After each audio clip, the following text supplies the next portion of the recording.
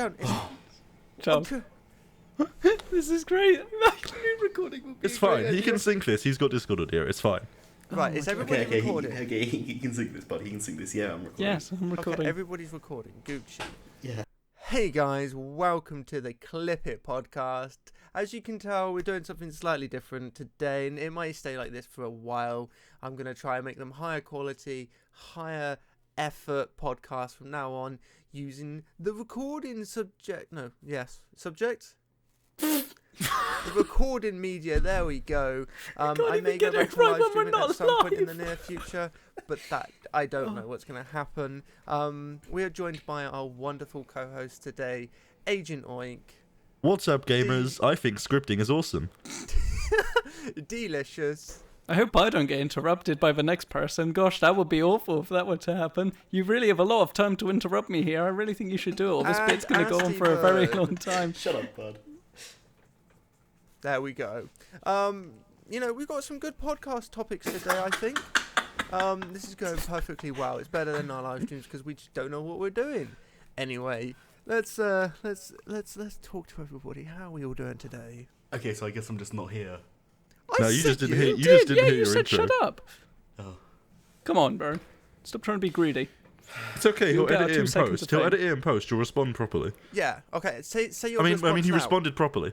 Say your response now. I don't want money. Nice. Right. So. Overlay it so it's awful. I'm going to start today by saying Trump had a good few days, hasn't he? I'm really glad we're starting with Do politics. you really want to get into Diving politics? straight in. I feel like Well, there's not we much have to say now. on Trump. Have we ever done politics? Yes. A couple of times. I'm here. What do you think? Yeah, Yeah, fair enough. true. That's true. To be fair, no, to be honest, the topics that Delicious has kindly put in our wonderful Discord were AMD's CPU launch over a week ago, and possible, or not the leaks of the R9, but What? them showing off That's the already R9. wrong. You said AMD launch just a week. Oh, Yeah.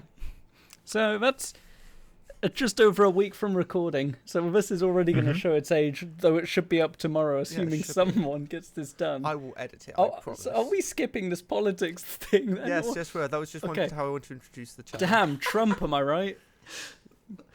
Yeah, bro. Orange So- is sus for a okay, vote him out. So AMD's CPU are launching it in just over a week as of today. So They're chatting about it. They're having their big talky talk. which I'm excited for actually. Yeah, we've got some details leaked about the Radeon, as you said before, 5900X, which is meant to be clocking in at over 5 gigahertz. Five? I've not heard if that's boost. Let me have a look. I'd imagine that. Yeah, it is boost. Yeah, if it wasn't, that would be even more insane. But I mean, if we've it was gotta be boosted, it'd be like 5.6 or something. Fuck. Oh my god, yeah. Yeah, we're looking at, I think, around 150 watts TDP. Holy So, shit. yeah, the next gen of computers are going to need some good power supplies. True. Yeah, for sure. And talking about AMD, we also got the R9 5900X. I wouldn't say leak. They did reveal it officially, didn't they? In Fortnite. That was... Okay, so there's been a bit of confusion here. I was abbreviating it in the chat, so I suppose this is kind of my fault. That was the Ryzen 9 5900X that was being referred to there. Okay, so yeah, okay, that does make sense. And it's meant to be, I think, better than the top, what was it, the Intel, is it the i10 10900 or the i9 10900K, whatever it is, yeah. Yeah, the stupid one. in some aspects. I think even in single core performance under certain And an Intel situation, CPU which that is has incredible. 10s and 9s and a K in its name. It's mad. Jesus. It's like stupid.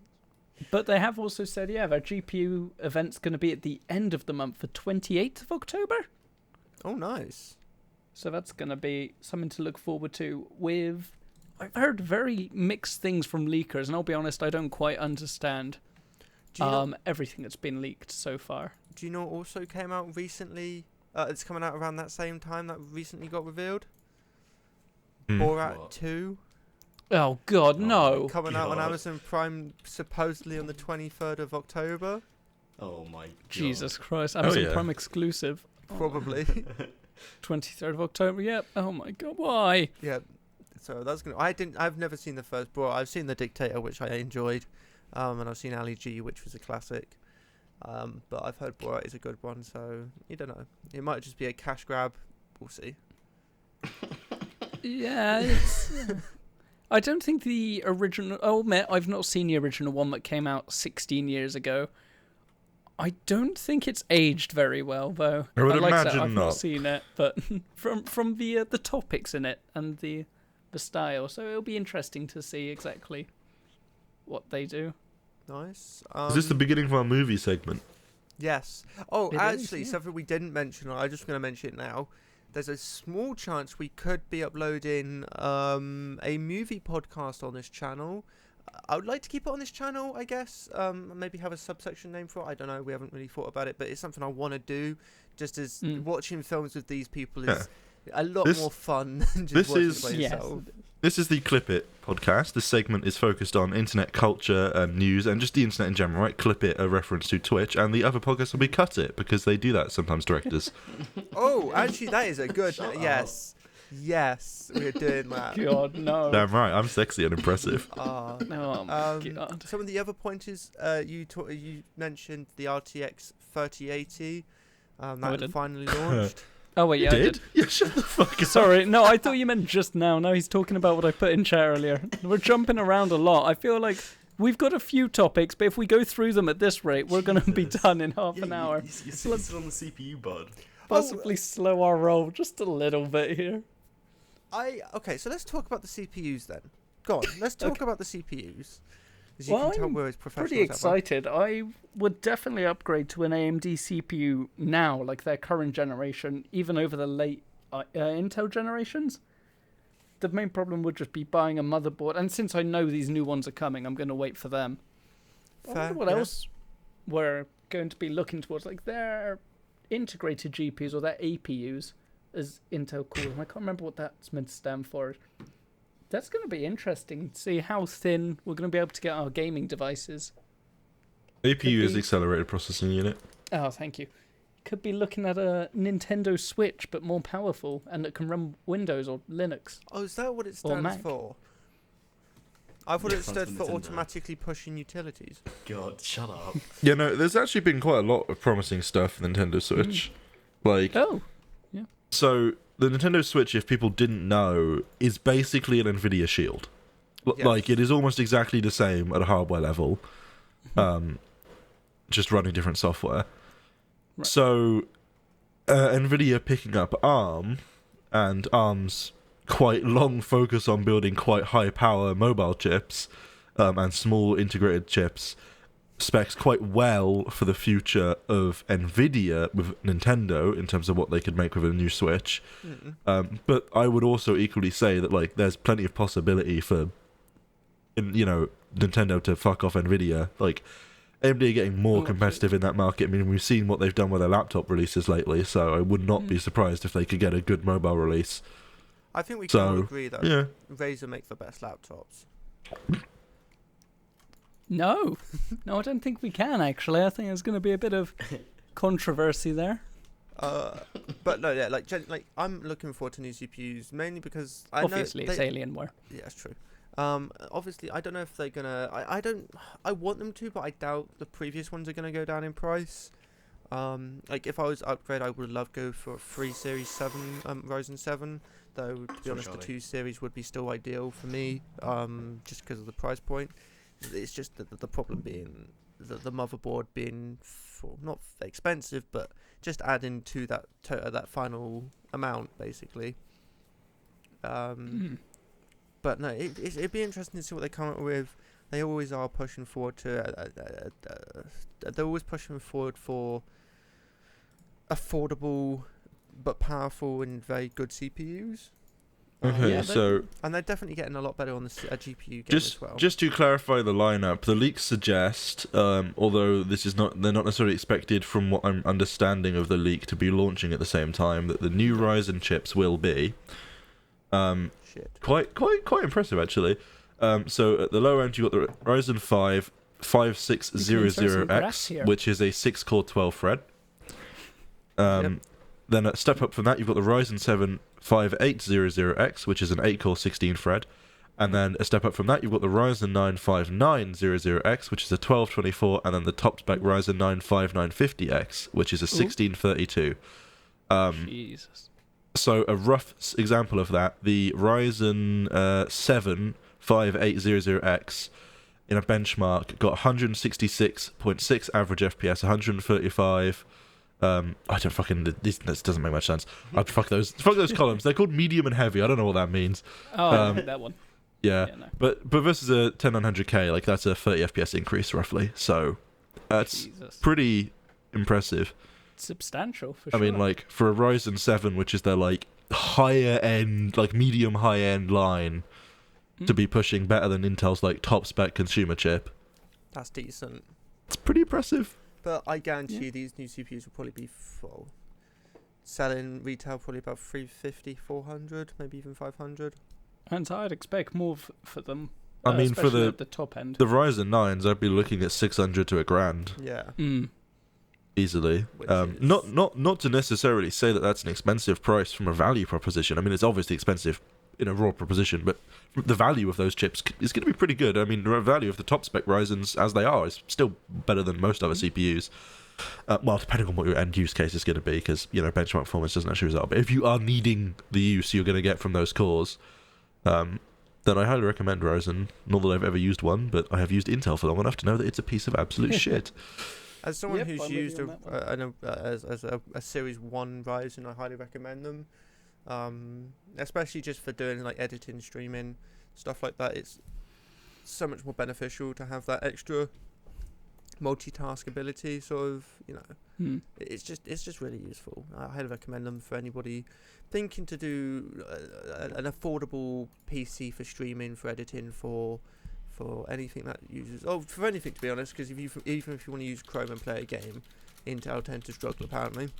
So it's always nice to have that sort of accessibility just on your PC, just to have that. Even if you don't use it, it's just there. The summary of working with an Intel CPU for me is the second anything needs to push it to try and get something done as fast as possible, other stuff starts to hinder significantly, right? Like launching Chrome, and I'm not talking about all my other startup applications. I have a script that runs them one by one at about a reasonable time because of this, right? But once all of those open, launching Chrome will 100% my CPU for about 10 seconds.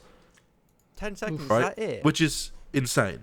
And sure, I'm opening I've got a few Chrome windows and they've all got a few tabs in them and extensions and shit. And when my CPU's 100%, that's not my PC's frozen. I can still do other stuff. Other stuff still responds. But if I was doing something in the background more resource intensive, or like tried to open another application that is quite intensive to open, like Vegas, or Blender or something like that just wouldn't happen. Like I would just have to wait for Chrome to open and then that would open.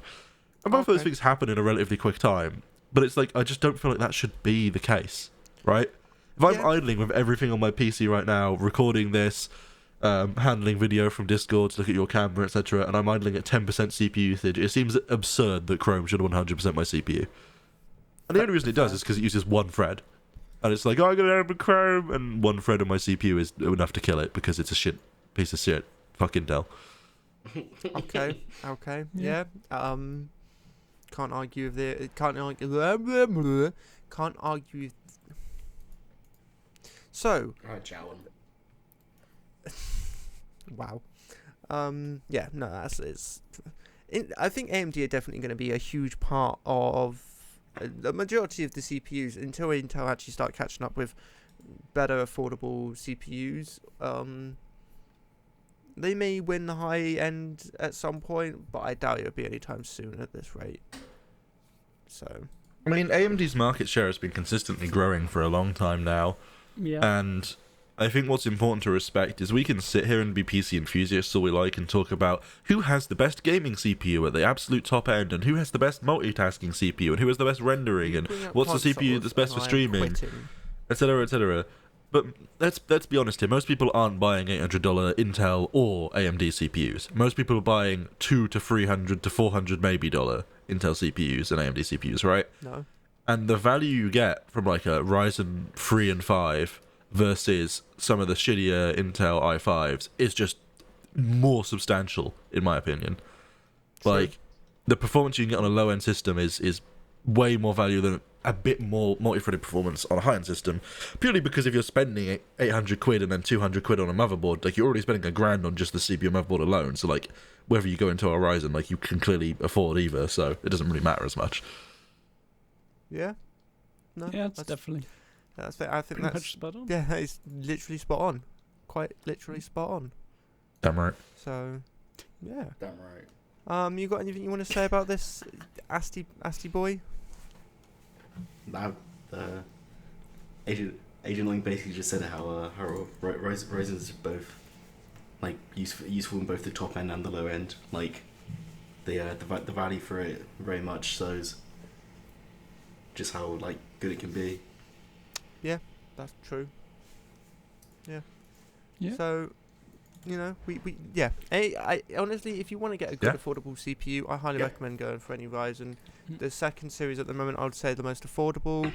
That will probably change to the third series after a little bit of the the next series coming out. I would also propose, if someone is listening to this and thinking about buying a PC, Mhm. even if you could look at the specific exact use case you have, maybe you are specifically looking for the performance in one game, right? Something that is Intel-sided, like CSGO, I believe, is Intel-sided, as an example, right? You're looking specifically at that one game, and you notice that an Intel CPU at roughly the same price as an AMD CPU, like say the motherboards are roughly the same price, performs like 10% better. So you're going to go with that CPU. The thing I would warn you about is the mid to high end on Intel generally underperforms the mid to high end on AMD for the same price, right? And you are likely going to have to upgrade your socket, which is less the case, depends on what Ryzen generation you get, etc., and what motherboard and such forth of chipsets.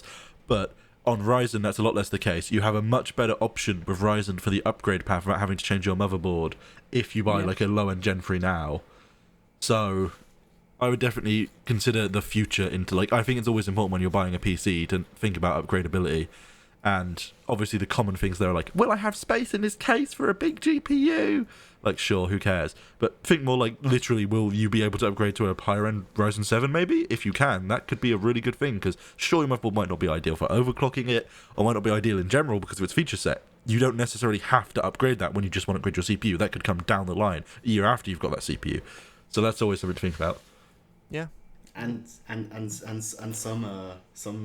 Intel CPUs don't even work in the same socket. Yeah. Interesting. Intel's a bit weird with chipsets. Yeah, their graphics cards are Intel's going to be a graphics are little best. bit more. Put it like this: to have my CPU running on my old motherboard, I had to buy a Celeron from Amazon just so I could update the motherboard BIOS. Just so, even though it was the same chipset, the BIOS was updated enough to support the CPU. Wow. Which is great because I spent £38 on a CPU from Amazon, ordered it, put it in my board, updated the BIOS, put it back in the box, sent it back to Amazon, got a full refund. That works. Which is That works just good fun. perfectly. So yeah, no, AMD are going to do well, and hopefully it does come out fairly soon. So that'd be great for anybody wanting to make an affordable gaming, streaming, editing PC in the next few weeks. Though, Pretty much everything. yeah, to be true. honest. No, that's what they're great for. I mean, pretty much everything. Like, some people do use their PCs more like consoles, right? Where they have like no other software installed. Some people barely even consider installing Discord, right? They don't even bother installing a separate web browser. This is definitely not like most of us, I would say, but there are people like this, and they will just launch a game. They'll get Steam open or get Epic Games open, play the game, right? They barely even worry about thingy, especially if they play console games on PCs that have like in-game voice chat anyway because of that, right? Yeah. So like, I feel like there's some people that like it doesn't apply to as much. But if you have any intention of possibly streaming, possibly video editing, maybe you want to try and learn some Adobe software and want to have like Media Encoder running encodes in the background, anything along any of those lines, clearly AMD is winning for you. Yeah. I mean, the ability to assign CCXs alone makes a huge difference, so Yeah, it's just complicated architectural stuff, but you can look it up. Oh yeah, no, I love being able to assign CEX with certain stuff. But yeah, no. So yeah, CPU. AMD are doing great at CPU, and it seems like their next graphics cards as well are going to definitely do a huge They're looking huge promising. good, huge performance boost for people, and hopefully be affordable. Though again, I still want a Ryzen. I still want an RTX card. I will always go for the inevitable better price to performance option, as I've always stuck with Ryzen at the moment. Can say I would not recommend the RTX 2000 series. I think Phelan would agree. Now, I wouldn't recommend buying it for RRP. But then again, I wouldn't recommend buying pretty much anything for RRP. It's very true. Oh god, I got him started. I like to look around. And by look around, I mean check like 5 sites. Okay, to be fair, my 2070 cost me £359. Yeah. Which for when I bought it was pretty reasonable. And talking Which is about why I bought it. talking about RTX cards, the 30 series recently released, and that's been going somewhat well for them. I say with a smirk on my face. It's been going excellently. If you were one of those lucky people that managed to snatch up a reference RTX 3080 from NVIDIA's website, you have got a pretty decent card, right? You got good performance. You got a real nice card from that. I mean, not necessarily the most excellent price, but fair enough. You wanted to spend the money, you got a good card out of it. Fair enough. Well done. If you bought a third-party card, oh, rest your soul. Oh, I'm sorry for you. So, it's potluck, honey. It's gonna fail and crash and have a series of problems, or it's gonna be fine. If only many YouTube reviewers had warned of this. Gamers Nexus. And nobody watches Gamers Nexus. All people know about Gamers Nexus is the fact that their anti-static mats are on LTT videos. What? Really? Yeah. Is that? That's all people. That's the Gamers Nexus mod mat, which you can purchase at gamersnexus.shop. Gamers Nexus is really good. I don't like him because he's got a very monotone voice, and so I just kind of get a bit annoyed by it. Some people don't like his method of delivery in comparison to like Linus Tech Tips videos, right? Where you have like a significant focus on entertainment. You okay, Phelan? Yeah, sorry, no, I've just noticed with this whole new recording thing, and it tells me how much disk space I have remaining for recording. What are you using to record? And it's just under a day. Which is plenty of time. But no idea. I presume it records to C temp files. Oh my god. That's what I'm assuming. I've got 433 hours and 47 minutes. 46. Sorry. I've currently got 10 hours. I've only got 9 hours. 9.5 hours. There you go. Yeah, better C drives, bro. There you go, viewers. Enjoy. If people want to donate me a new C drive, there you go. So if anyone's interested, I'm recording at 32-bit float, 44,100 hertz. You can now calculate how much space I have left on C. Well done. Comment that below, and I'll buy you a Steam game under £10. If I won't. Donate me £9.72 billion, please. That would be ideal. I'm planning. What's it saying? I was going to say I'm planning on buying some stuff, but I can't now. I was talking about something important, and I can't remember now. The RTX cards and how much you love them. Yeah. Oh yeah. And how well that Gamers Nexus voice, that was it. Right. So yeah, in comparison to like other channels that have a more I focus on reviewing the content, but also entertainment. Gamers Nexus focuses more on what you'd expect from like an article, right? It's more a delivery of as much information condensed into a relatively efficient format. It's not as efficient as possible, but he will speak in a pretty monotone voice, and he will just you could like if it's a proper just straight informational video, he will start speaking Tech Jesus as we like to call him. And he will just stop speaking at the end of the video. The one with the long it is that one. Tech Jesus, yeah. And basically... Oh, no, I had a problem with Jay. I remember. Nothing. Oh, you don't like Jay's 2 cents? He's okay. I don't mind him. I don't have a problem with him. He's just a dude, like, whatever. I don't personally like his channel as much as other channels because I just find it a bit bland, but that's because I'm also just not really into buy product, open product. Like, I don't watch Short Circuit from LTT or anything either. Because it's just boring. Like, I don't want to see someone just open a box. What the fuck? I don't, for the opposite reason of spoilers. I like to open a box for the first time and go, "Oh, this is so cool." As you can tell by this link to my Loot Crate unboxing. just took a gamble buying this thing. Like, shit.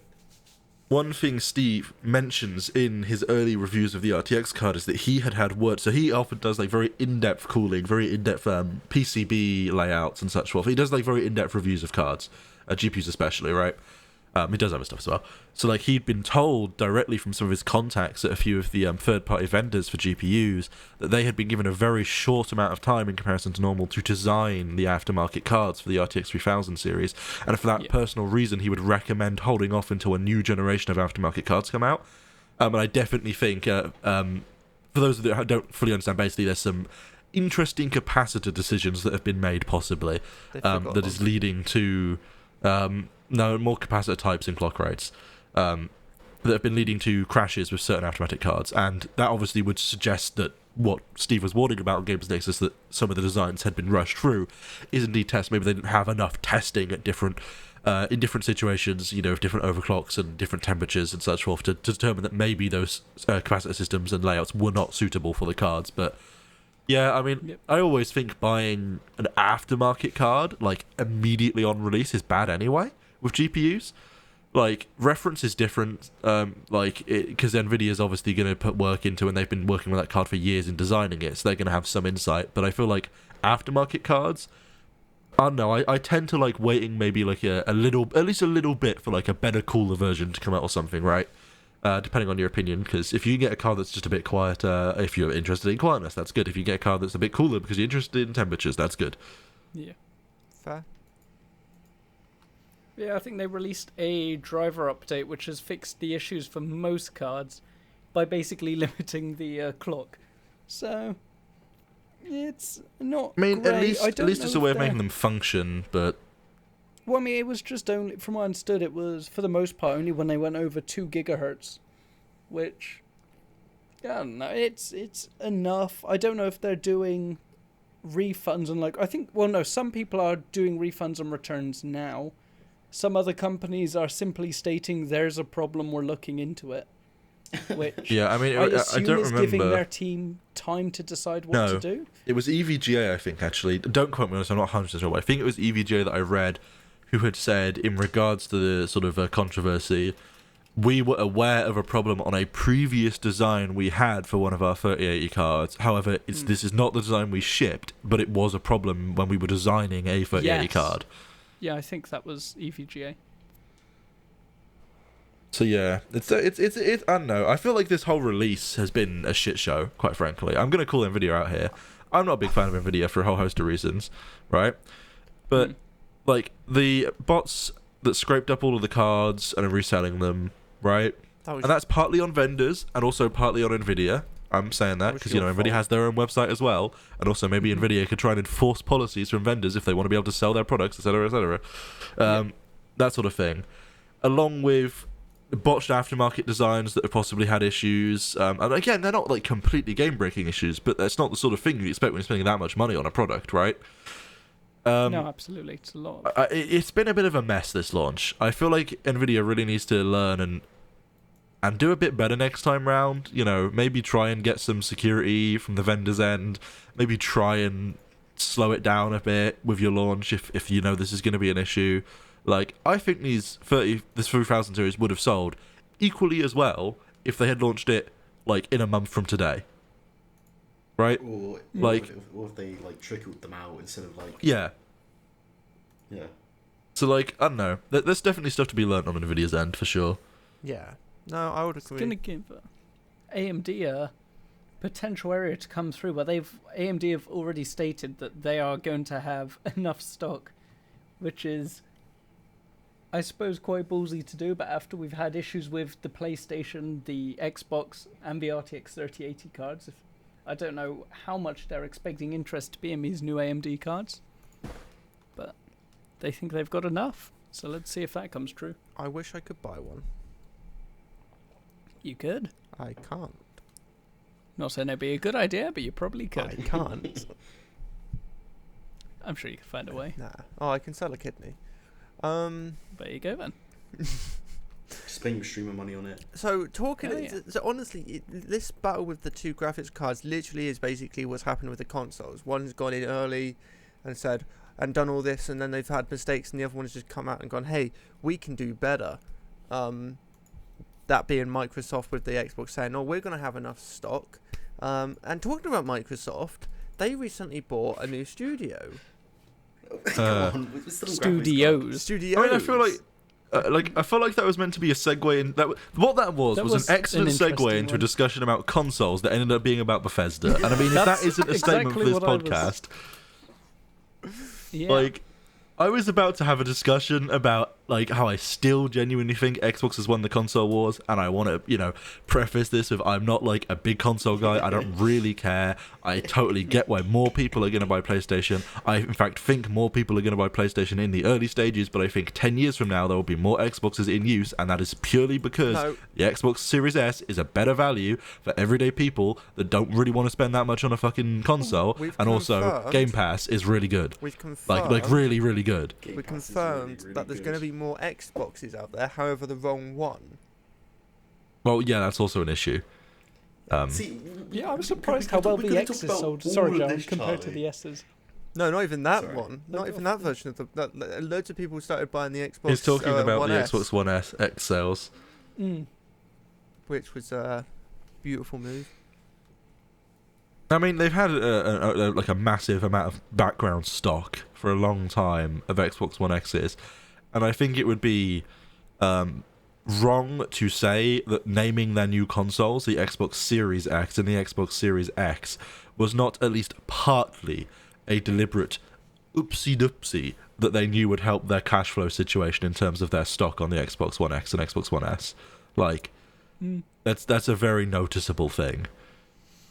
Like, I think it was a very deliberate decision. Not, like, the whole reason they named it that, but definitely partly. Like, it's convenient for them. If people accidentally buy Xbox One X's, like, oh, what a shame! I do love how, and this is something it came out more a couple weeks ago, but I do love how Phil Spencer back in July had an Xbox Series S on his shelves, just in Yep. plain sight, for like a few months before it was even noted. Well done Yep. on him. Well done on him. So, but yeah, no, the console. I don't know. I personally think the PlayStation is going to do better if they can, because I don't. I think the PlayStation is the better console, right? Yes. If we are comparing hardware and my experience of PlayStation software, which is watching my family use both consoles as I walk through the PS4 versus Xbox One X, whichever one we have, right? Which, frankly, I will be completely clear, is not a great experience. But what I will say is, I think the PlayStation 4 is a better console. I'm just going to say it. I think the PlayStation 4 digital is a better price for the hardware than the Xbox One X has, right? Okay. And than the PS4 non-digital has, right? I think the PS5 digital is a great purchase and a value proposition for the hardware and software. But here's the thing. Does everyday people, especially during the current economic situation, with recessions on the foreground in pretty much every major Western country on the planet, Bless me. I did that out. want to purchase a $399 to £499 or dollar, console? Probably not, right? Especially when the performance gains, we haven't seen what the performance gains are going to be at 1080p yet, right? Yeah. We know what their 4K performance is like roughly, right? Well, I mean, we know roughly. Blah, blah. You know what consoles are like, that shady ass shit, right? But not everyone has a 4K TV, and quite frankly, I don't think many people are going to necessarily want to buy a 4K TV, apart from what is going to be a small percentage of the user base is going to actually bother to buy a $499 PS5 and a new 4K TV just to play on it, right? I don't think that many people are going to do that. So people that have already got 1080p TV, Yeah. I think the best option for people that don't want to be spending that much money is to get an Xbox One S for $299, which is likely to launch with a free live and Game Pass option You for maybe a mean few Xbox months. Series S. Shut up. Xbox Series S, right? Which is likely to launch with free live for maybe 3 months and free Game Pass for maybe 3 months or something, right? This is purely off the top of my head. Like, it might not even happen, but there's rumour that they're going to do this. Would be good. I think for the everyday person that doesn't have a particularly large amount of money to throw around, that is a great value proposition to be able to say as like a parent to kids that are looking for a console at Christmas, right? That you've got them a brand new console and they've got access to 400, 500 games, right, to play on that console. I think that's a pretty good fucking proposition if you ask me. Yeah. No, it is a good idea, and it's going to have Fortnite 2.0 on it, so the majority of kids getting it is going to be great. I just don't like how much the fucking memory is, but then again, I don't know. The storage. Storage side, yeah. Storage. How much is the storage? 212 for a terabyte. which is twice the amount I checked for a Well- PC version, because the average terabyte SSD is about 100. No, Is it? no, Yes, no. yes. It's so much cheaper than that. It's I'd say, so how much much are cheaper. Oh, you cheaper. paying Okay, for so your yeah, okay, so SSDs? yeah, the most expensive ones. And I was looking like the Samsung like fucking Okay. like premium ones. Charlie's been looking at the NVMe ones, Yeah. and even then you'd be. No, yeah, but Yeah, that's what it it's- is. It's basically an NVMe. Yeah, no, they are NVMe. Oh, They're it's a you little know bit cheaper. they're like about the size of like a small like old PlayStation memory card, Yeah, it's roughly, quite literally very about roughly, that size, about that size. right? I don't know if you remember. You know the NVMe drives you get, Phelan, that are about like they're small. They're more like a Wi-Fi chip. I don't even know if they're technically NVMe. They might just be PCIe. I don't know, but you get the point, right? They're like they plug in PCIe and they're like a small sort of almost Wi-Fi sized chip. I don't know if that's the one that's in them, like the default one, but I know it's that's what the expansion is. Yeah, it's the expansion. It costs $212. And I would like to point out, because you might not be aware, you can use a USB expansion drive to vault your games on the Xbox. So Don't know you can that. have games that are playable, right, on your normal drive on an Xbox. But then if you don't want to have to delete the game, but you want to download a new game you need space for, you can move it to the USB drive. It's not playable from the USB drive, but you can store the files there, and then you can, move something else to the USB drive and then move that game back when you want to play it later. Which isn't going to be amazingly fast, but I guess it's nice to have the option. It genuinely, I know it's a very random thing, but it genuinely annoys me how far it sticks out of the console. Like, it's a very small gripe, but it just annoys me. No, yeah, it does annoy me. Oh, I've not seen that. Is it going to be like having a PlayStation Yeah, 2 yep. memory card, except a lot more expensive? So when that breaks, gets stepped on. Not that I ever stepped on a memory card, but someone must have at some point, right? Yeah, I don't know if I have. What a weird thing to think about. What a weird Right? reminiscing By the moment in our lives of our generation of early consoles that are thought right now on a podcast in 2020 is, have we stepped on a memory card? I just want to say, the fact that it comes with a sheath like that makes me think that people are going to buy more than one. That's disgusting. Let me. Also, Okay, is that sorry. the let's Seagate bring this logo up. on that? Or is that just the Again, cover? Yes, this it is going looks to be like it. awesome for you to edit in. Yeah, you're gonna have to show all the. Yeah, I don't No, yeah, all of this could be edited in. I'm going to admit my failure. Oh, okay. You guys know what it's like when you see a tweet that has like a few hundred retweets, right, or something. Yeah. Right. You can, like, if you don't like or retweet it, it's like impossible to find like 3 weeks later, right? Oh, Like, yeah. there's no way. I saw a tweet, and I was going to send it as a joke because it was funny when we're talking about Xbox's acquisition of Bethesda. Someone edited into the same image where where Phil Spencer had fucking the Xbox One S on his shelf, a little mini version of Todd Howard. It was like, wow, Phil Spencer had Todd Howard as himself this whole time and was teasing us about the acquisition of Bethesda. And I really wanted to find the image, but I could not. So Oh, I just man. want to say, by the way, I don't know how confirmed this is, but someone was saying that the Xbox, this seems about right to me, the Xbox reserves 10% of its memory for just system files. Storage or RAM? Yeah, storage, so yeah, I keep saying memory, God. Okay. That seems reasonable. but yeah. Yeah, that seems Well, I mean, possibly Wouldn't- about what I'd expect. wouldn't people just be able to use like oh no, never mind. Yeah, no, yeah, okay, never mind. I'm being stupid. I'm being silly. You I'm are. being foolish. What's wrong? No, I forgot that the storage cards look disgusting like that. So I was just wondering why you couldn't just use a normal NVMe. But never mind. Fair. I think, though. I mean, you in this probably could. subject- It would probably Oh, like, fucking I Like, know very it's- there's stupid a idea just modding because of how fast possibility they look you out. could, if it's a standard NVMe, like whether it's small format or normal format to drive inside on a board, you could take it off, plug it into a PC, use Clonezilla to bit copy it to like a 3 terabyte NVMe and plug it back in. It would probably work fine.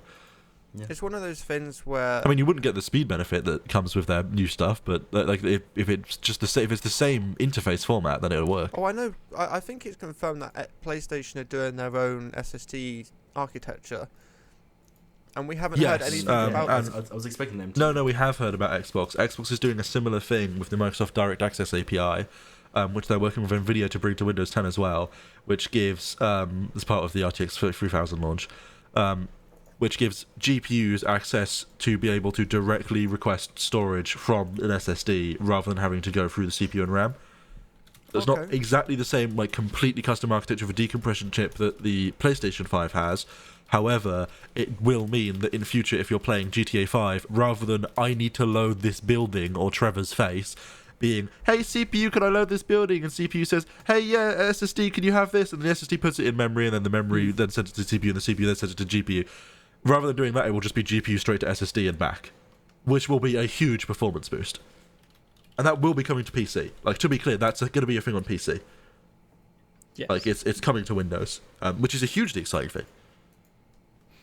Okay. Yeah, genuinely. Finally get into our Microsoft Flight Sims in less time. I and just saw. be I'm sorry. rendery. Not sure where I was going. I'm with sorry. I just saw a news article saying Nintendo reminds Switch owners to charge the console at least once every 6 months. It's probably a good idea, to be honest. I can think of a few reasons you might want to do that, but Just a few. there we go. So, I was actually going to say about the Xbox Series S and X thing.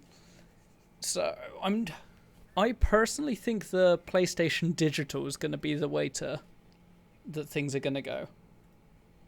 So, from what we saw of, and admittedly that was initial release, the Series X had more orders than the S, but like I say, that's just initial. You were saying about how many people owned a 4K TV, which would you believe there's not much solid data on? Because I would also personally think, and this is a personal thing, I have zero data to back this up, and I would be interested to hear what your precursory estimates would be, that number would vary very significantly between North America, as in US and Canada, and this Europe. is US numbers I've got. Yeah, right. Because I think in the I'll see if I US can there will be a find EU. higher percentage of people that have 4K TVs. Ah, So- okay. More because I think TV's a bigger thing in America, right? Like in the UK, I look definitely if I can in the find older EU generations, a lot of stats. people watch TV, right? But there's still a lot of TV shows in America made for younger generations, which I don't think is the case in the UK. Like how many TV shows, right? And I'm talking like decent budget TV shows. Do you see the BBC, ITV, Channel 4, Channel 5, UK TV, right? Making specifically aimed at like the, teenagers to like 20s age. And then the 20s to 30s age. Not that many, but you compare that to America with like generic action shows and shit. Like there's hundreds of them, That's fair. like an insane amount. Um, In fact, Looks in like fact, I'm looking Reese at- was watching one recently, and I just need to bring this up for Phelan's sake. ATC was down due to a virus, Phelan, which you're going to already love because that statement is questionable by Yep.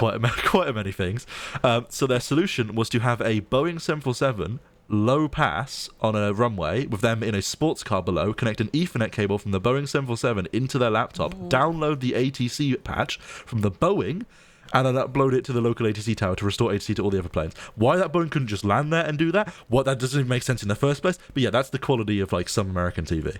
That's fucking awesome. I'd watch that. That'd be sick. Fuck you. Not gonna I lie. just want to interrupt everybody. Sure, bro. 747. I just want to interrupt Damn, everybody. alright. You know Spider-Man on the PS4?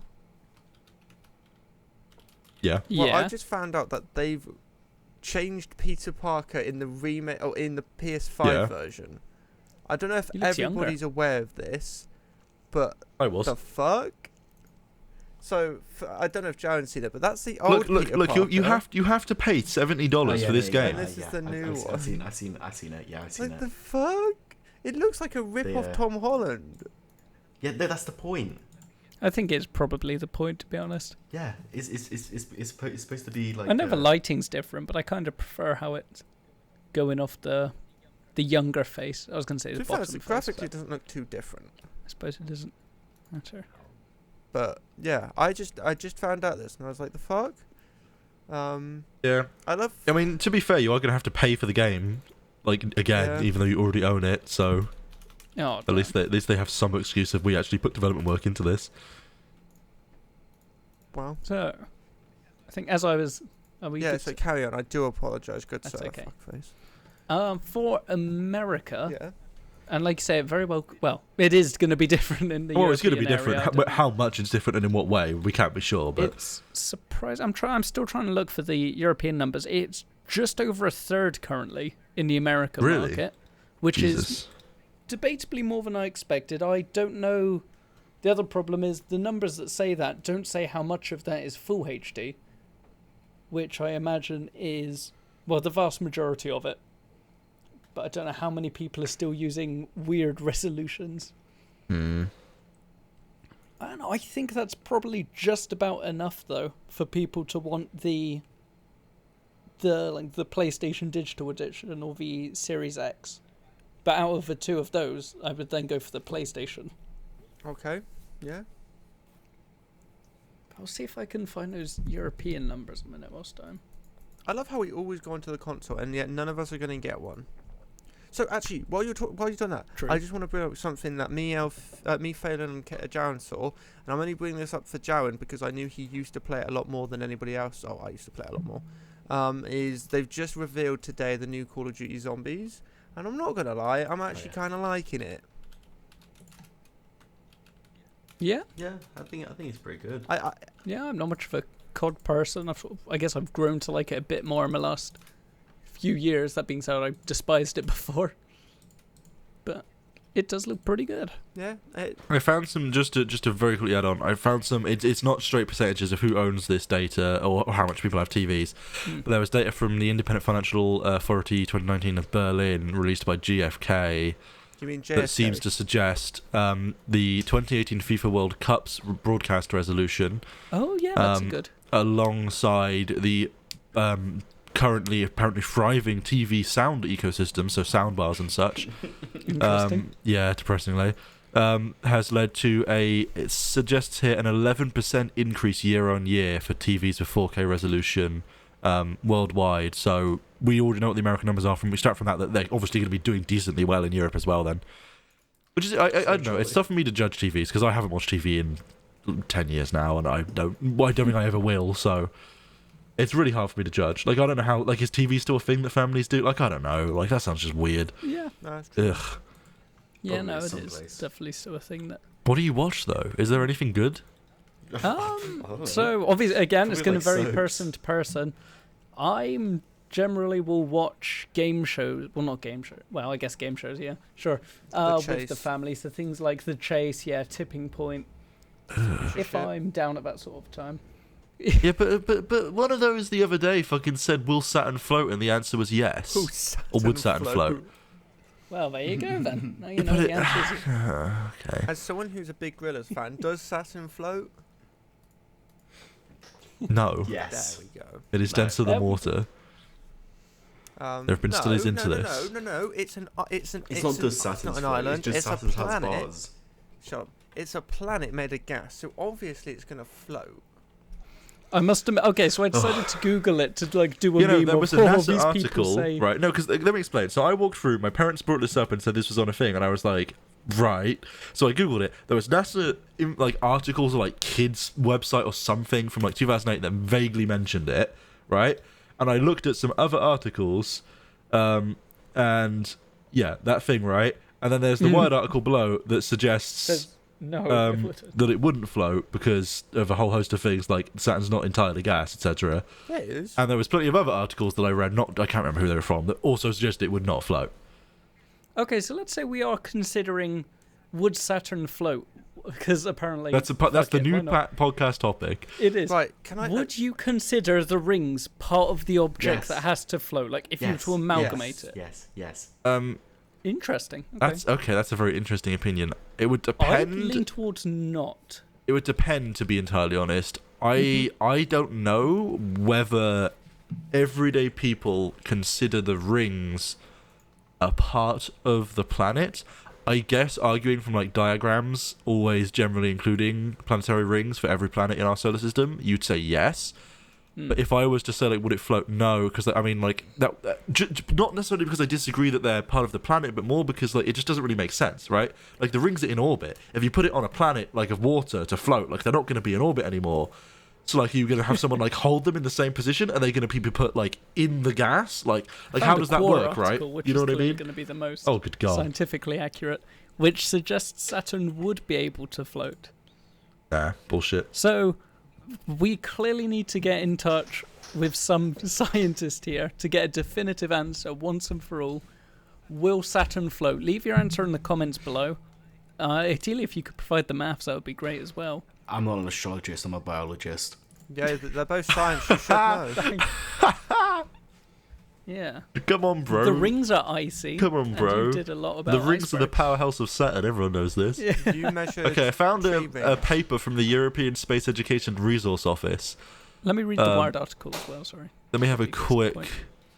Yeah, I only cursory read it. This was like This is incredible. three, This 4 is days not ago. where I was So wanting I just to- want to say, by the way, before we carry on with this, is Mhm. I can't actually remember. Never mind. Carry on. That was. What? Oh, okay. Right. So, according to this Wired article, and I'm scrolling through it still, I'd argue it's floating, but it's floating like an apple float. So it would be quite. It'd be mostly submerged. I mean, it's iceberg. But it gonna, would still be Saturn's hanging gonna at be the top of pretty the water. dense. So like an iceberg. Like, Yeah. it's not necessarily like very, very, very dense. Like, obviously not. It's a gas giant, but it's gonna be pretty Maybe. dense. It's a I planet. guess maybe the answer depends Like- on how you define floating, which isn't what I expected. it's- to... I on guess top as well, of actually. water. On top of a liquid, I guess. I would say as long as it's not moving downwards, like I would still consider something that was like a foot under the surface but completely stationary technically floating. floating. I would yeah. definitely me too. be more open to an argument against that than I would something that was breaking the surface and past like the surface tension layer. Hmm. But I would still accept that it was floating. Fair. Gosh, I'm glad we got here from 4K TVs and the. Yeah. what a weird I love it path. when this happens. By the though. way, I don't know if this is. Great. Oh wow, I did not know this. Apparently, according to Spotify, today is International Podcast Day. Damn. No I way. need to check this. I'm googling it. International Podcast Day is the 30th of September 2019. Thank you, Google. Wow. Let me go to their website. Damn. Yep, that is 30th of September every year is International Podcast Day. Hell yeah. As made by the website Quick, you have to International get it Podcast Day uploaded in and a no few other hours. official things. Yeah, it's a shame I Um, can't get it up on the International Podcast Day. But it will be up on. Do you want me to list everything it's going to be up on? Sure. Yeah, absolutely. Let's do that. Okay. now. I actually need to find. I can't remember the. This is a great way to distribute this information as well because people listening to the podcast will already know this. So there we go. The podcast is currently on YouTube, Spotify. Oh fuck me. There we go.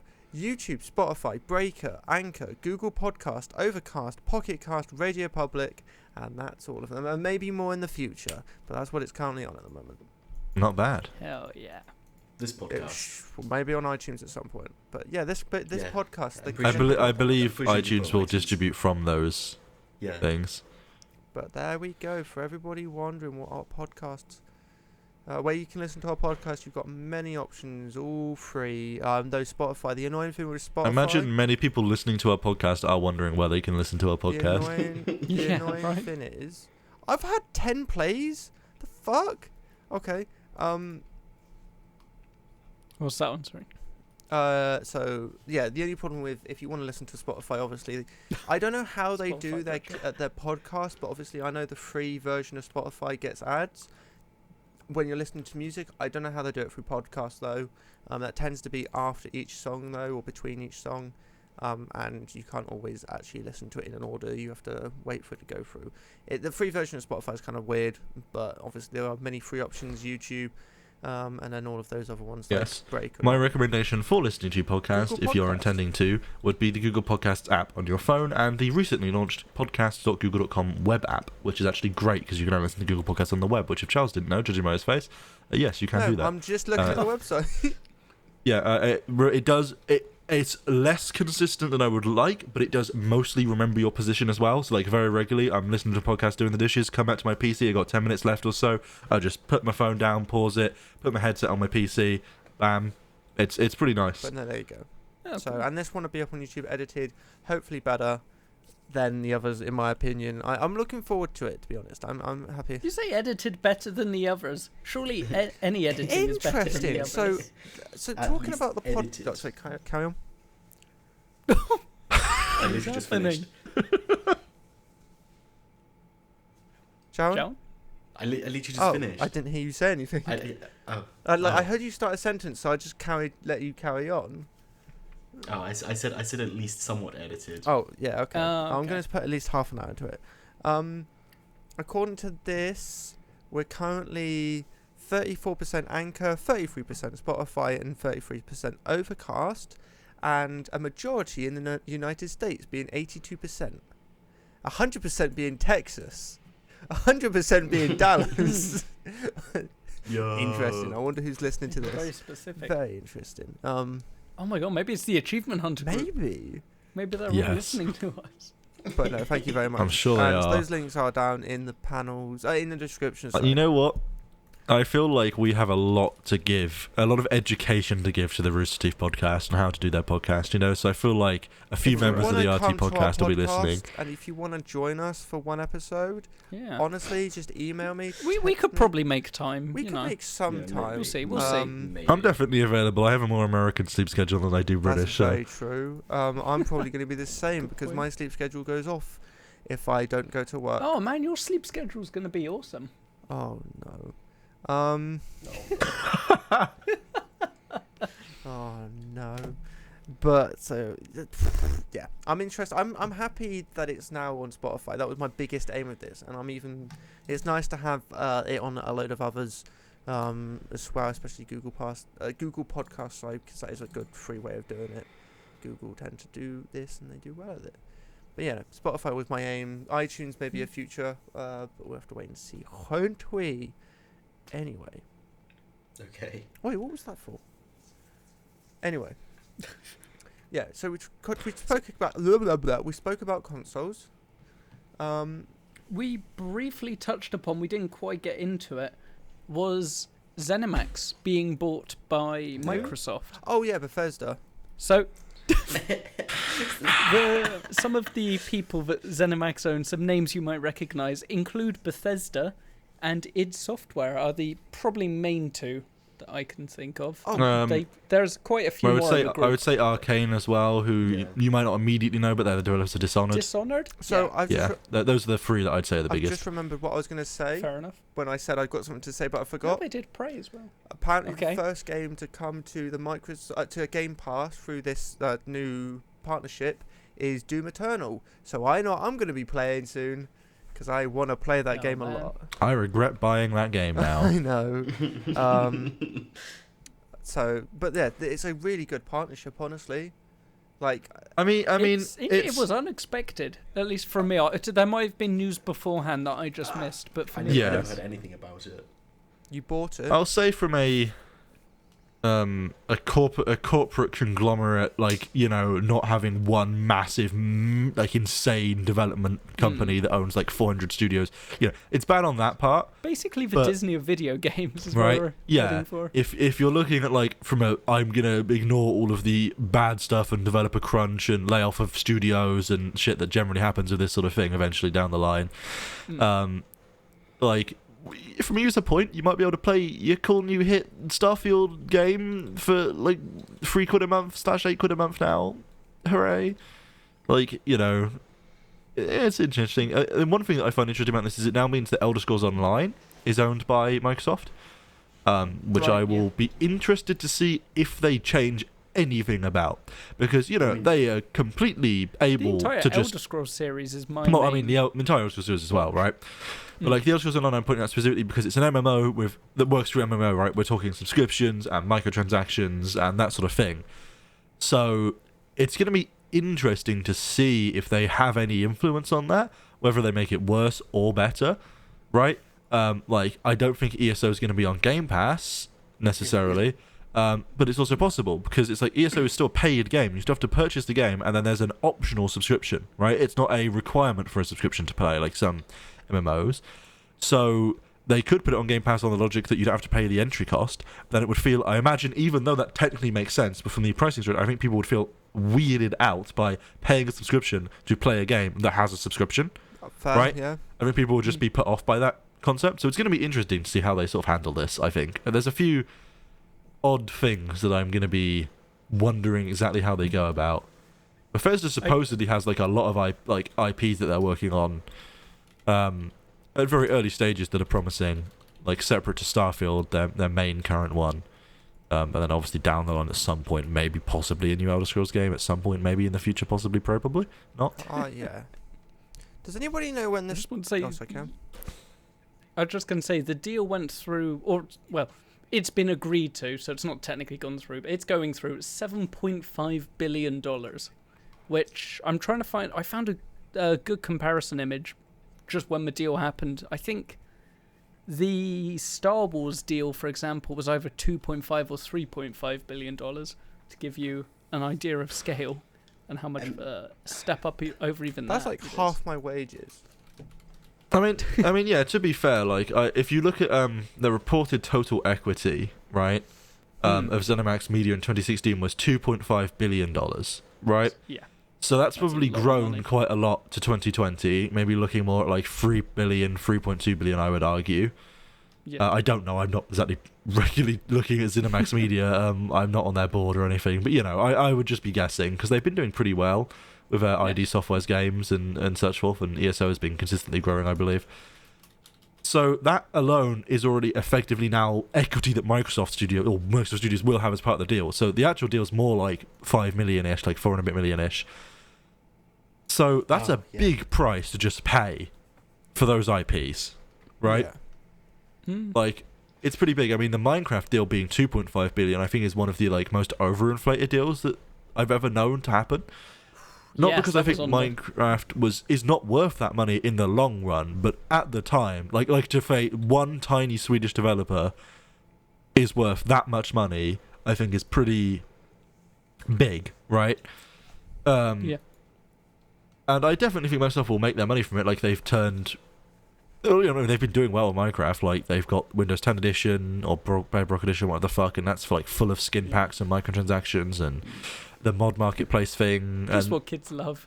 like, they're clearly going to be making their money back from it. But, like, Microsoft is clearly... What I'm getting at is Microsoft is clearly not afraid to throw money around here, right? They are willing to acquire studios with quite a lot of cash if they need to. Yeah. Microsoft also acquired LinkedIn for 26 billion. Yeah, So that it's- one it's went just- well. it's not even like the highest paid out. Oh, no, not by a long way. Interesting. I Forgot don't know. about That, yeah. LinkedIn, to be honest. Yeah, LinkedIn's one of those weird ones because not many people think that much about LinkedIn, I guess. I Yeah. mean, they acquired GitHub for, that was 7.5 billion, I believe, which is a pretty big deal. That was in 2018. LinkedIn still is pretty valuable for a lot of people. It's just Yeah, it's just LinkedIn's not huge. Used, like it's just not used as much as for like. I don't think most For the people price. realize, like, until you've got, like, to, like, a bit, like, some, like, you don't have, like, not necessarily working, right, because if you're working for, like, a smaller company, it's not really relevant, but working in, like, anything remotely corporate, right, where you're looking at a company that is in the areas of hundreds of employees, maybe partnered with companies that are looking at thousands. LinkedIn is a huge thing, right? I studied university and was vaguely, like, involved in, like, a slight corporation for, like, a bit, and I already have had to, like, use LinkedIn, right? And I haven't used it consistently in a long time because I haven't needed to, but, like, I have a LinkedIn account. It was kind of a necessary thing. Like, LinkedIn is a pretty big thing. Yeah. Yeah, it's all Yeah. right. It's all Yeah. No, it is extremely important. I don't have much to say to that, to be honest. It is just an important program, and like Microsoft have been making good deals. excellent. I'm glad we got that. They're doing well. I wonder if LinkedIn's their, like, their biggest acquisition. I think it is. From what I remember, it is. Jesus. Oh, I was having a look at general biggest Yes. acquisitions, and that was just over Skype 200 was and another something big billion one, which dollars. was 8.5 billion. GitHub another one, 7.5. Oh, who ZeniMax originally another one, had 7.5. Nokia for 7.2. Skype Technologies.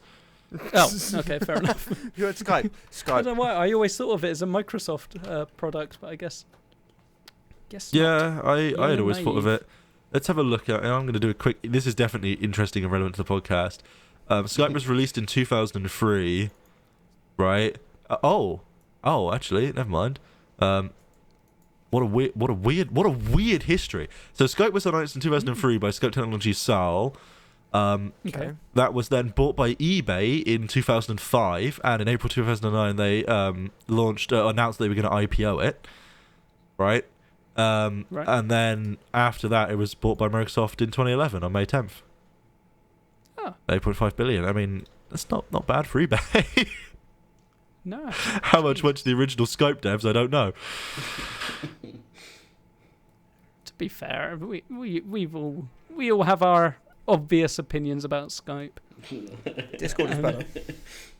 Its existence as a software. It was certainly pretty much. I know it's still going, but I'd still argue it was pretty much eliminated by. I think Skype's still decent on business. I obviously will know that they pushed Skype for business for quite a while, and while none of us may have necessarily used it, like, I think people underestimate Microsoft's influence on the corporate market. Every single business uses 365. Every single business probably uses Teams. Every single business probably uses Skype and LinkedIn, right? Like, so I think it's doing fine financially, I'd imagine.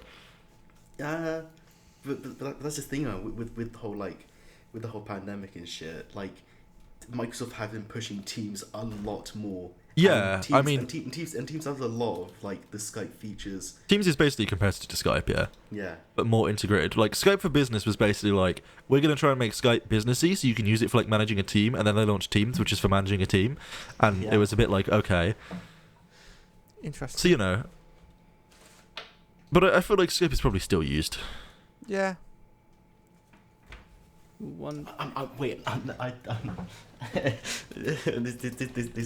like pretty random. This really random fact, but I'm pretty sure Keemstar still uses Skype. Yeah, I think he does.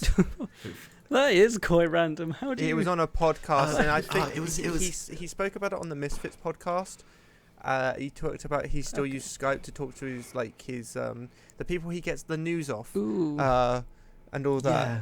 Like, So- like it was like, but with like during like because it's still going on with the whole Ethan and Keem beef. Something like came out where his DMs got leaked and he asked for someone for their Skype, and this was like last week. Oh god. I found some Skype numbers via Wikipedia, which is good. So at the end of 2010, over 660 million worldwide, with over 300 active. Which, you know, That's alright. yeah, it's all right. In March 2020, so, well, we'll get into the little detail that needs mentioning. Skype was used by 100 million people, so a few less, but, you know, still a good amount. 40 million on a daily basis. However, that was a 70% increase in the number of daily users due to the COVID pandemic. Yeah, did you say that it was 100 million 2020? Yes, So according to this. that's quite interesting, because I was just reading an article about Skype, and the summary here is that actually you have to understand that a lot of Skype's popularity wasn't anything to do with Skype's success, and was everything to do with Microsoft deciding to get rid of Windows Live after purchasing Skype, Right, because they pushed it just as like, this is the new Windows Live, so people just moved to it, right?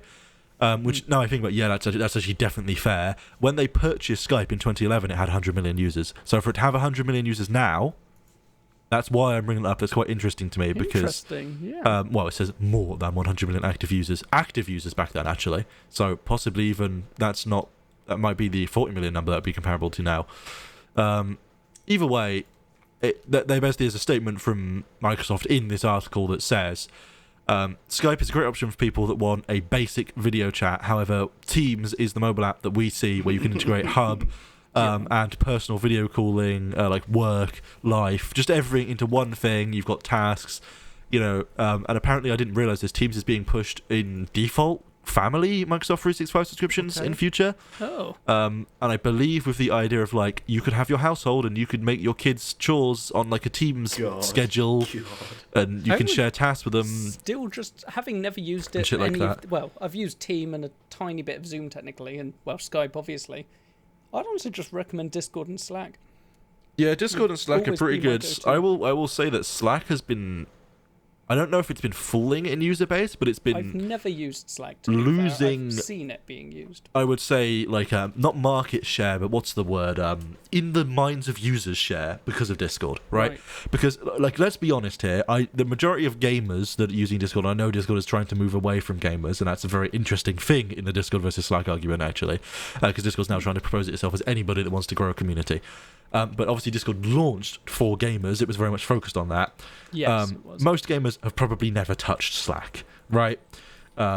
You need to have some sort of professional job normally to be involved in Slack. Quite commonly, software development uses it heavily and such Never forth. heard of it. Having used Slack for a little bit and knowing people that have used Slack extensively, also just knowing Slack, Discord is a clone of Slack, for those that don't know. It is Yes. borderline exactly the same, especially when it released. They've added stuff now that Slack doesn't have and such forth. And there's differences in their payment schemes and such forth, like a lot of differences on that regard. But in general, it is roughly a clone of Slack. And I think for that reason, any like where a company may see a use case in Slack, right? Like a bigger company, right? We're speaking someone in the thousands. There's stuff that Slack can't do, like a lot of stuff that Teams can do, right? Teams allows communication and the calling, all that stuff that Slack allows, but also like scheduling events and tasks and meetings and all of that shit, right? Which I believe Slack has plenty of bots that do, and I think it has like plugins or integrations or something that do similar stuff, right? But it's not like, from what I am aware, I may be wrong, it's not directly integrated into it. It's more just as a communication platform. Okay, I thought it was, but again, obviously, I've never used it. Yeah, I haven't used it for much. I've used it for like completely- a few times in different situations I needed to speak to someone on Slack. Post an interesting graph in chat. I know that like developers that I know of basically used Slack as like a like say you're working on a development team, right, and you're off ill because you're working from home. That doesn't impede your business in effective or your ability to work in pretty much any way, because you can go on Slack, you can speak to all your employees, they've all got it running on their computers, you can get into a voice chat should you need that, right? Your boss is posting important messages and announcements about deadlines in a channel. Like it works very similarly. The only thing Slack has different is threads, and I have just got a screenshot of chat that confirms basically what I believe I was saying here. Where you can see how it is basically Discord. You can see how it has some differences on like the right, but you can see how the Acme team there is like an app, right? It's equivalent to a bot. That seems to be the Google Calendar logo. Scheduling a meeting there, so it's not directly integrated into Slack itself as more as it integrates in with other calendar services, and likely can integrate with Microsoft Calendar. But I think Slack will probably die out in comparison to Teams. I hope not. Having used Teams, I just found the experience. Teams has a lot of problems. There was a bug that Luke from LTT talked about for a while, where if you didn't wake your phone from like the black screen when it was just sat on your desk, Teams for a while, for some reason, wouldn't give you a notification in certain cases on certain phones, and certain users would just get this bug, right? But when you turned your phone on, it would give you every single notification you've missed one by one for the past however long your phone's been off. So he basically had this issue where he had to be in Teams to work on Float Plane and LMG, but any time he turned his phone on, he would have to sit for unironically about 10 to 30 minutes of just notifications while his phone was just constantly vibrating. And that was a bug. As well as, I know for a while it didn't sort notifications by time. I know that video calling had a lot of bugs. I know that Microsoft Teams has had a lot of issues. But also it integrates very well with Office 365. And that is a big part of what a lot of companies do, right? Like for LMG, I know it's useful for them because of their writing documents, and I believe they can like share the documents very easily through Teams and like share snippets of it and stuff like that or something. I don't know. I know that it's useful because it's part of one package, right? So, I don't know. I feel like Slack's probably going to not die like quick by any means, but I feel like it will eventually be falling off. I think, yeah, especially just with the Microsoft name behind them, that's potentially not going to be something they can be like. If you see that graph I sent in chat, you can see the just spike in Teams, which is almost undoubtedly just due to how it has got Microsoft behind it. Yeah. But that's... I don't know. I hope Slack keeps going because like I just don't like Microsoft Teams from my use. The UI is very Microsoft in that things aren't where I'd have expected them to be. Yes. And then when I click things, I have to click them too many times to navigate, and the buttons are too simplified, which is a problem I had with Windows 10 when it first came out as well. It's annoying. It was just so much like a child's toy when it came out. I'm glad they fixed it. Yeah, I've never had. I mean, I would argue it still is, but yeah. Well, yeah. Never heard of a good experience from Teams. My friend had an interview on there. Was one of the worst experiences of all of his life. Never got the job. Yeah. Oh, that would put you off. But yeah, no, I've never used it. Never plan on using it. So, Uh-oh. what? I mean, I can definitely say if I was to have to use Zoom or Teams, right? Yeah. My RAM's at 27 gigabytes. I would pick Miss- Teams, and this is going to sound like a weird decision for me to be like, I'm going to use the Microsoft product, right? But Zoom has, on multiple occasions, committed against end-to-end encryption for users that aren't paying the money. Although I believe recently has committed to end-to-end encryption for users. Yes, it will be doing. I can confirm that, so, which is a good thing. But like as it stands right now, until they did that, would I rather trust my data with a random company from San Jose, California that got big because of a worldwide pandemic, or Microsoft who already has a significant amount of data on me? I'm going to go with Microsoft, right? They're already getting all my telemetry from Windows. Like, at that point, like, as much as I would rather they didn't, and I use security offerings where I can, I have tracking and third-party cookies disabled, that sort of stuff. I use a VPN constantly. I do what I can because I am privacy conscious. Like, Microsoft also still has a lot of data on me, and I would rather it was in their hands than someone else's, right? No, that's fair. Like, I'd rather it was in no one's hands, ideally. You know, like, I would pick Google over Microsoft and Microsoft over Apple. I have my own hierarchy in the tech world. And again, that's purely not based on me trusting Google. It's purely based on Google having the most amount of data on me, and I have the ability to see and delete my data from Google, which is at least somewhat useful. But, like, you know, I don't know, Zoom just seems shady to me. No, and I know it's used a lot, but it seems very that's fair. fair.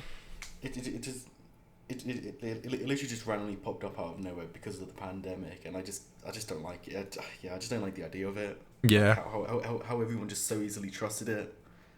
Yeah, it's a very trusting thing to just like webcam and like mic streaming is something that you have to have a lot of trust to do, and I think a lot of people do just kind of take it for granted. Yeah.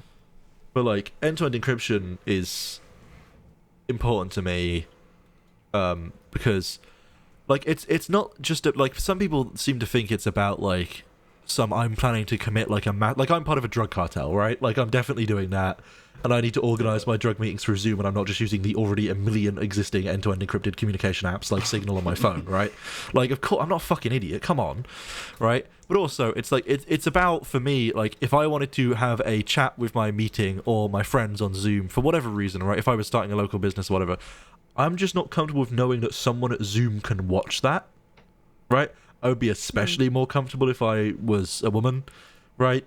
Like, there's stories and things that with people working at home, like, I'm not suggesting that everyone at Zoom masturbates to every Zoom call that's going on, but it's something that someone at Zoom could probably do, and that's kind of the problem, right?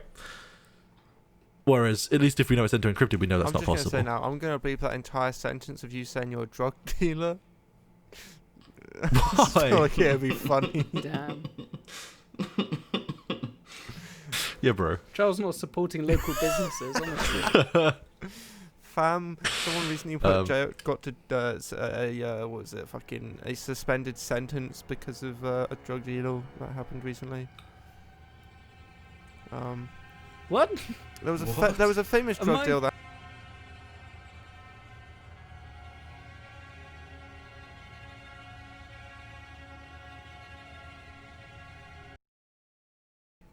So we've been playing Euro Truck Oh my Simulator God. again. We have recently. It's a game that I tend to get into for multiple weeks on end, and then I don't play it for years. And I'm probably going to regret the fact that I bought all of the locational DLC earlier today. Okay, But spend I like did 2 it, Talk damn about it. that. Alfie, would you like to play with us after? Gucci. Sure. I feel like you could have asked me after the podcast, but Yeah. sure.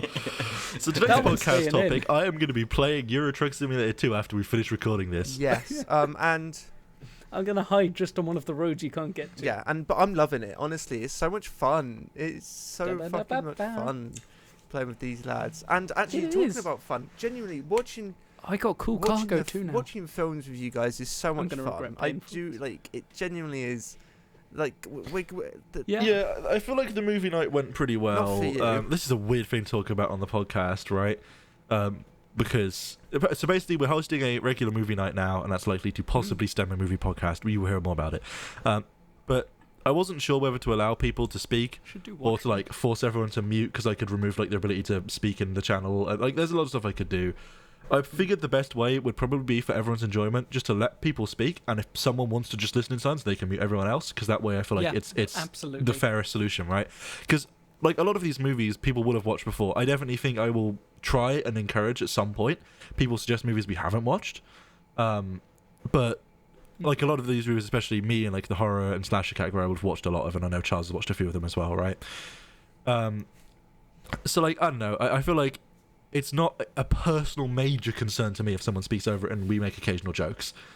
No, And I feel like if it I adds to encourage someone's experience, some people enjoy watching a movie more with jokes, right? It's not like Yeah. being in a cinema where if someone's making jokes loudly to their friend, like you can't mute them. It's Discord. If I was Well, annoyed you at Fabian could speaking, mute I could just them. mute him. Imagine, yeah, if you could just mute fucking someone in the cinema. I'd love that. Honestly, if we get to the point where we're fucking brain-computer interfaces with like Neuralink from Elon Musk, I can selectively mute human beings. Good God, my life is gonna be fucking amazing. But no, that, like obviously this won't be. We won't watch this movie again, so I'm going to talk about it a little bit now. But watching fucking the first Halloween with these lads was an experience and a half. I'm Yeah. glad I watched it with you guys purely because I wouldn't have been interested otherwise. To Yeah. be perfectly blunt, That's it fair. wasn't Everybody great said it was boring. film. Not that I expected it to be for the age, but I mean, it's one of those Yeah. films that, like, as a big fan of the slasher genre, right? It probably is Right. my favorite film genre. I will say, like, Halloween is a cult classic for obvious reasons, right? Mm. But I think, like, a film being a cult classic doesn't necessarily mean the film is, like, spectacularly good. It's more that it's Right. like it's a film people enjoy watching with their friends. Fans of the slasher genre enjoy regularly watching. Like I obviously wasn't alive when Halloween came out by quite an extended period, right? also It's not a he film leads us to I believe. remember nostalgically, but it's like I like the slasher films. Slasher as a genre of horror is generally focused more on entertainment than like scaring you. Like it's hard to explicitly argue what slasher films are like, because obviously the slasher genre itself is just about someone with a like knife, well, like I guess a bladed tool, like slashing a bunch of people, killing them, right? But like in general, like if you look at the popular slasher movies, they're generally a lot less serious than some more existential horror or psychological horror or like straight jump scare filled films, right? So I feel like part of the charm of Halloween as a movie is kind of how it's shit in places, and like watching it as a charm now is that it was filmed years ago, and it's kind of funny in that sense, right? And like if we watch, I've suggested for the next movie night watching Halloween 2018, right? Which is a direct sequel to the original Halloween. I think it has more horror elements in it. It's still a slasher film, but it has a more horror element to it. And I think it's also a really good movie. I would say it's arguably a better movie than the original Halloween film. But the sad part about it is that it kind of needs context than the original Halloween film to watch. So, you know, And so I feel like it's just a different attitude. Like it's not necessarily like the most entertaining movie or like the most scary movie or the most like good movie, but you can laugh at like the stupid sound effects and like the stupid plot and shit. And like if we ever get around to watching like Friday the 13th, right? That's going to be an interesting one to see people's reactions to the first movie. If I think Charles would agree most for definitely. sure. And then there's like A Nightmare on Elm Street, which says so these slasher movies, they're kind of funny. They're like kind of not actually that scary. So what if we make a chicken nugget that's like real crispy and a pedophile and really gay the enemy? Oh, this is fucking hilarious. And it's just a series of improvised one-liners from a it comedian. is beautiful. And it's fucking great. It's a great series for that reason.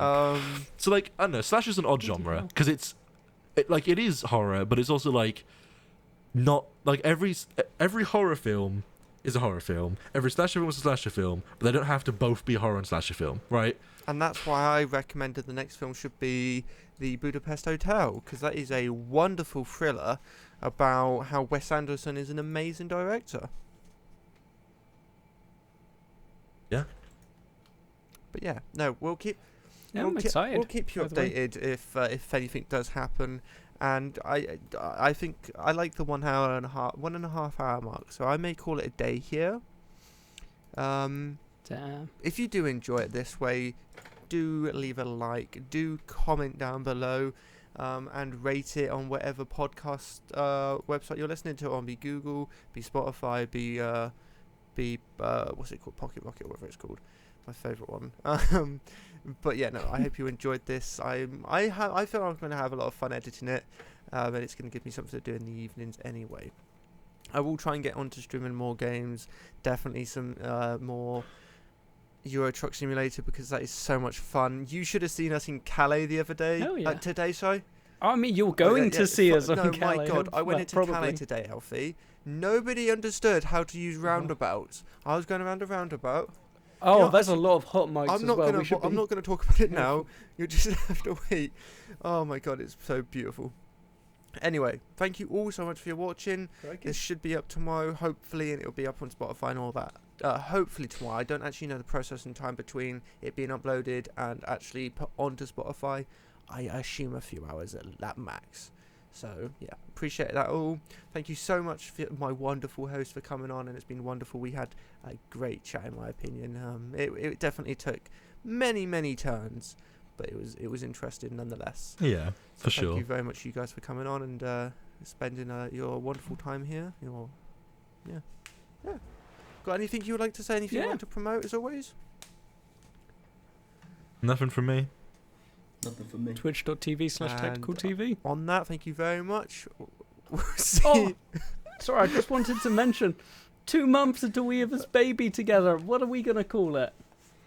Put that in the We need comments. to figure this out. If you got a streamer name of baby, Yes, suggest baby put it names in the comments And as below. I always say, the best thing you can do for us small content creators, be that Delicious, be that Astivud, be that Agent Oink, share our content. That is genuinely one of the best things you can do. It's free and it literally takes a few seconds. And Yes, hit the thank you bell. very much as always, and we'll see you in the next one. Ta-ra.